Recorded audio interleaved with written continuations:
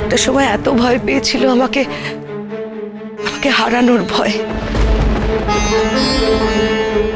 চুপি চুপি বিয়েও করে ফেলেছিলাম। আর ওইদিকে দেখো, আমার বাবা আমার বিয়ে ঠিক করলেন। কি করতাম আমি? আমার কিচ্ছু করার ছিল না, আমি কিচ্ছু করতে পারতাম না।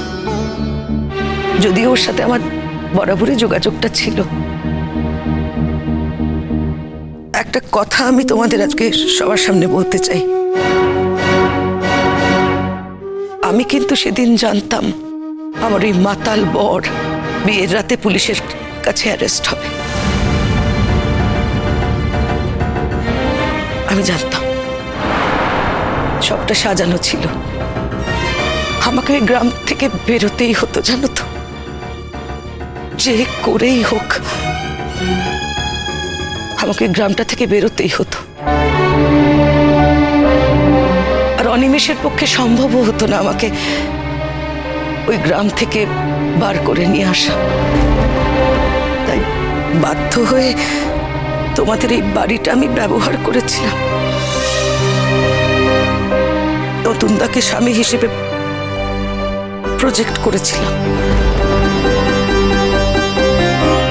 আমার যার কোনো উপায় ছিল না। আমি শুধুমাত্র আমার অনিমেষকে আড়াল করতে চেয়েছিলাম।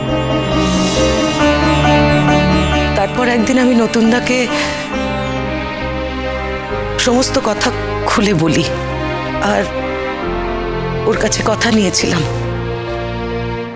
যে আমার জীবনের এই ঘটনা, এই এত কথা যেন কোনোদিন কাউকে নিজে থেকে না বলে।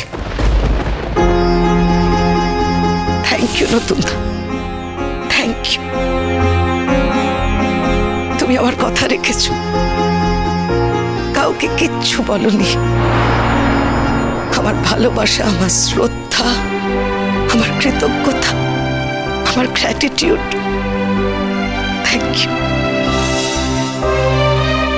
একটা সময়ের পরে আমি নতুনদাকে সব কথা খুলে বলি, অনিমেষের কথা জানাই। নতুনদা আমার হাতটা ধরে অনিমেষের কাছে পৌঁছে দিয়েছিল। অনেক ঝক্কিও নিয়েছিল। করবে নাই বা কেন? নতুনদার মতো প্রেমিক মানুষ পৃথিবীতে দুটো হয়। ভালোবাসার মর্যাদা কিভাবে দিতে হয় নতুনদার থেকে ভালো কেউ জানে না। নতুনদা বুঝতে পেরেছিল আমি অনিমেষকে কতটা ভালোবাসি। আর অনিমেষ ওর এত বিপ্লবের মাঝেও আমার ভালোবাসা থেকেই ও শক্তি পায়। আজও দেখো না, মানুষের চক্ষু আড়াল করে এখানে আমাদের আসা।